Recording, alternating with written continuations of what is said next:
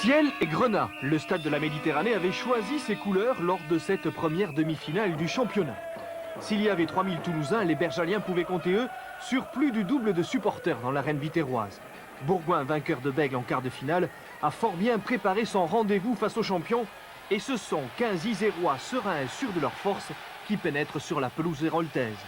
Côté toulousain, on s'apprête à vivre un début d'après-midi difficile.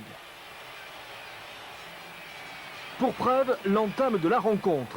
Michel Malafosse perfore la défense toulousaine, repli général sur les 22 mètres, un drop fuse côté bergalien, il ne passera pas, mais l'on reparlera de drop dans cette rencontre. Les hommes de Michel Couturas dominent et c'est Patrice Favre qui se voit offrir une première pénalité et le pied du bergalien tremble pour la première fois de la saison.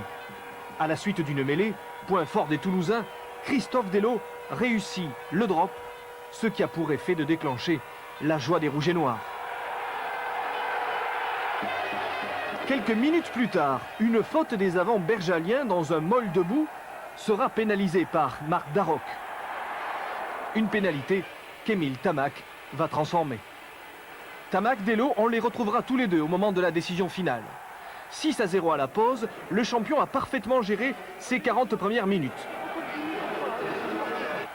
Début de la deuxième mi-temps, Patrice Favre, le malchanceux, va parfaitement se rattraper en marquant un essai superbe côté fermé de Mazille. Stéphane Glas trouve Favre à l'intérieur. Albert Sigagna ne peut pas stopper l'ouvreur bergalien. Celui-ci transforme son essai, 7-6, l'outsider devient favori.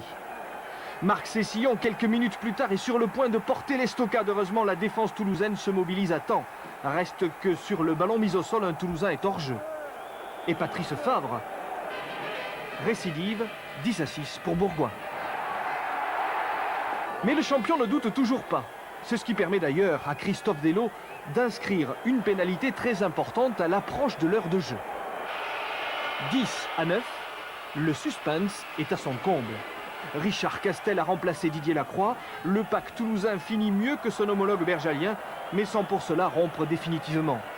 Plusieurs actions des trois quarts toulousains échouent de justesse, notamment ici, sur cette passe sautée où les deux ailiers, Berthier et Tamac, jouent un mano à mano qui se terminera en touche. 80e minute de la rencontre, les supporters toulousains ont plié leur banderole. Les commentateurs s'apprêtent à analyser la défaite du champion lorsqu'un drop claque dans le ciel biterrois. Le ballon ne passe pas entre les poteaux, mais regardez, l'action confuse qui va suivre va sauver la tête du champion et provoquer une belle polémique. Il ne reste plus que quelques secondes à jouer. Bourgoin a là l'occasion de renverser encore une fois la situation, mais il n'y aura pas un deuxième coup de théâtre sur la pelouse du stade de la Méditerranée. Victoire toulousaine donc sur le fil, 16-10. Le stade toulousain reviendra au parc défendre son titre. Tamac a brisé le rêve bergalien.